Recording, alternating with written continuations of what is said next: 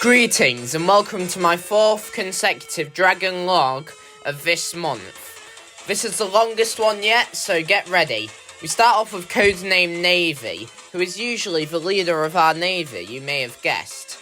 He is a fusion of the dragon's codename Axolotl and codename Soldier, both of whom have a bit of an issue with being over-aggressive and bloodthirsty. However, oddly enough, in this form, they lose the bloodthirstiness, and they're actually relatively clear-headed dragons, able to make fast decisions in the field that usually are the best ones. Now, they do have a more berserk mode, where their eyes glaze over fully black, and they're able to fight as powerful, if not more powerful, than any other dragon. However, during decision-making decisions, and for most of the battle, they don't use this. And so this dragon is exceedingly powerful. And so, codename Axolotl, who is on the Summer Squadron, the strongest squadron in our branch of mech, often in large enough battles will call upon codename Soldier to fuse with him into this form, which has flight, great combat abilities, a clear head, and the ability to breathe underwater. The next dragon we will discuss, funnily enough, is another fusion. A fusion of the imprisoned codename Royal and codename Knuckles. You see, we tried this fusion to see if we could separate codename Knuckles from his bloodthirsty, what we call Goliath form, by fusing him with another dragon. Since codename Royal was already in imprisonment, and this may sound morbid, but we had no qualms with having him killed in the experiment, we decided to use him. These dragons fused into a massive, powerful beast, and when this beast tried to go into its Goliath form, the dragons did successfully separate. We'll talk about that new dragon though in a bit, but for now we'll talk about this dragon's abilities. The strongest muscle mass out of any dragon in our ranks, a great size, taller than 3 whole dragons combined, and a deep purple coat that is immune to all flame breaths. This dragon, oddly enough, is able to fly despite its weight, and similar to codename Rhino or codename Beetle, who we discussed in previous logs, this dragon is also able to thicken their skin, making them immune to almost any kind of attack. Also, this dragon barely feels any pain. Even if they do take damage in the field, they barely feel the pain. We are currently not using this form much in training, as we still do not fully trust codename Royal, and he will remain imprisoned here for the rest of his life. However, in dire circumstances, we do believe this fusion may be crucial to victory. The next dragon we'll discuss is also part of the aforementioned Summer Squadron, the strongest squadron in our ranks. Codename Vampire is from a long line of vampire dragons, and they are the only ones still alive. You see, these dragons would hunt cursed dragons, cursed by dark magic in order to protect regular civilians. However, one day, this dragon's great uncle was hunting a creature and he became bloodthirsty. Cursed for how much he was hunting, he was cursed with a bloodthirst so great that he would have to consume the blood of a dragon every week to stay alive. And over the years, the amount of blood this dragon would need to consume only grew and grew, and he passed it on to his nephew, who then passed it on to his son, this dragon, codenamed Vampire. He has great flight and stealth, being almost silent. He can breathe fire, however he does need to consume a large amount of blood per day to stay energized.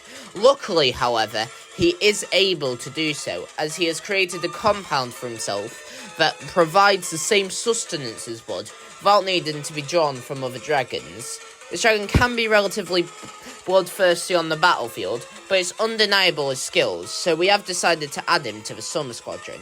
He has many blades across his body he can use as just that, blades, and as said, he is quite stealthy, able to fly through the dead of night, also having night vision.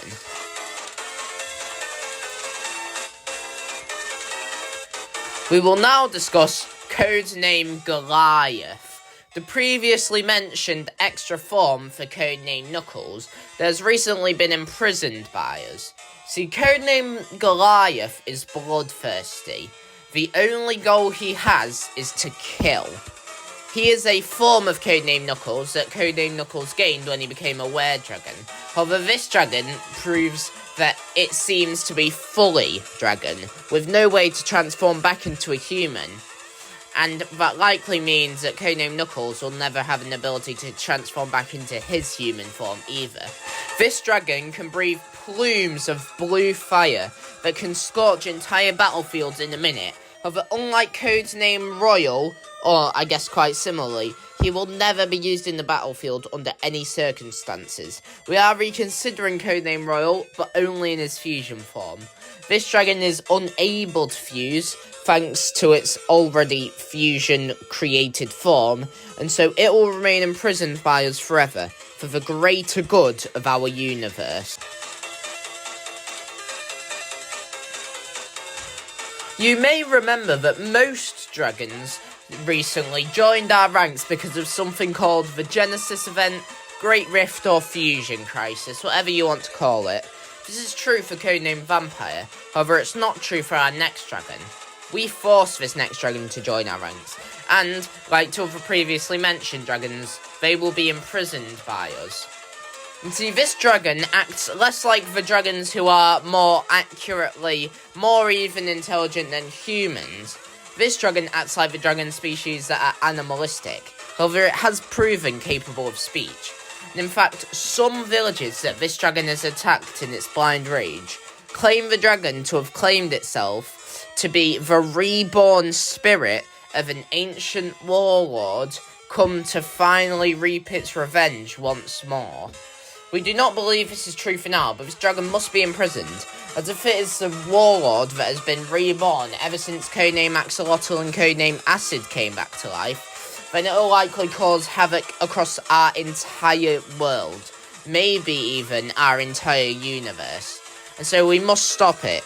This is likely the first step. If this dragon has been taken and possibly even controlled by the warlord as a sort of fall guy for it to make sure it doesn't get caught, we need to focus our efforts on finding the warlord soon, or we may not have a chance to ever recover from what he will do to us.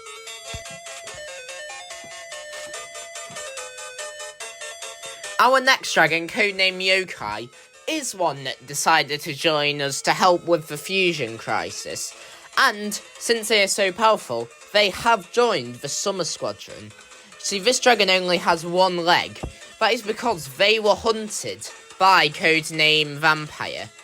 You see, this dragon is cursed by black magic, however they're the only dragon documented in history to be able to control their curse. See, this dragon can control their curse, which is the curse of darkness. Any dragon they touch, they can pass their powers onto if they so desire, meaning that dragons will become much more powerful, but also more aggressive. However, since most of the members in the Summer Squadron have strong enough minds to be able to get past this dragon is simply providing a power-up to the rest of its team. Codename Vampire claimed to think that he had killed this dragon, however the dragon seems to have come back to life, unfortunately missing a leg.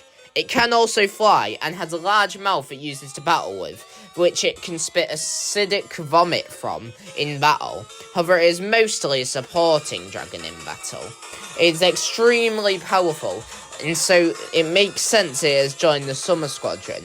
And unlike codename Knuckles and codename Blade, these dragons, codename Vampire and codename Yokai, despite having a past together, seem to have no common conflict between them, and so are actually quite able at working together in the field. We will now discuss the second to last dragon to join the Summer Squadron, codename Expanse. You see, codename Expanse is actually quite a famous dragon, as they have travelled across the entire world, spreading the messages to multiple warring nations and kingdoms to create peace.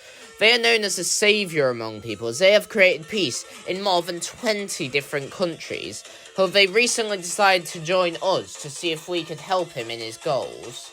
He is tentative about joining us, as he does, as I said, want peace, and so he is not joining us for certain until he knows that we only create peace and not war.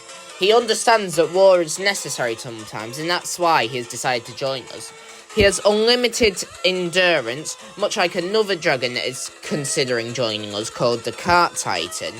He is able to also spit balls of steel that upon hitting the ground explode into multicolored flames almost like fireworks.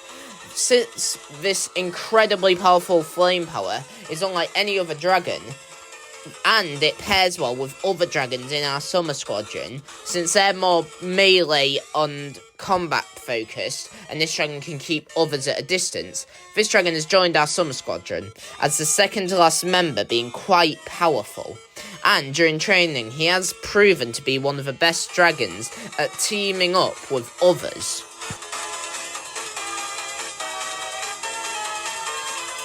Codename Famine was a dragon we rescued from a destroyed village before I even started with this month's logs, and we had no idea what destroyed their village, as this dragon could not remember exactly. However, we now have evidence proving that it likely was codenamed Jaguar, the re-embodied spirit of the warlord.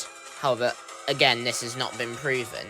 This dragon doesn't have many abilities, and they are incredibly malnourished. However, they come from a species of dragon thought to be extinct, called the Celestial Dragons.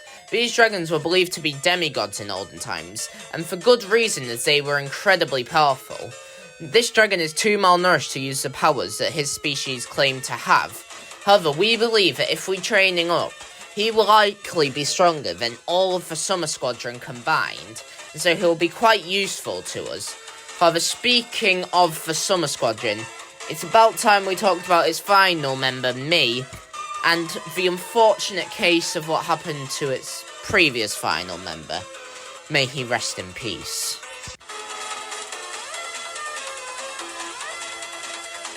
You see, the previous final member of the Summer Squadron, codenamed Blizzard, who was predictably the most powerful, recently passed away, trying to hunt down codenamed Deity, the most powerful dragon we had in our ranks that disappeared after the fusion crisis. He found them on top of a large mountain, the largest in our known world. However, it did not end well. See, once he got to the top and touched the dragon, he immediately died.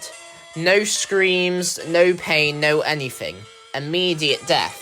However, the dragon burst out with black veiny electricity, and it began fusing with 3 other creatures, to create a large, powerful beast. We do not know what the creatures were, as we believe they were from other dimensions, and we believe this was done by the same people who committed the atrocity that was the fusion crisis, taking many of our strongest dragons from us. We have no proof yet, and we are trying to hunt them down, making this a top priority for us, as this beast, a large humanoid with some dragon-like elements, may prove to be the strongest creature in our known warrior nets.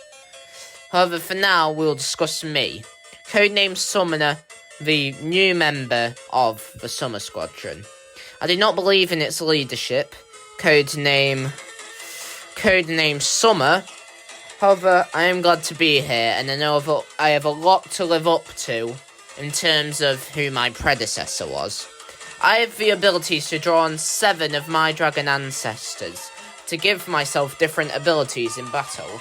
However, this drains me of my astral energy, which I must recharge by essentially photosynthesizing from the moon. We are in a time of great need, and the war is only going to get worse. However, for now, that is me out for this log.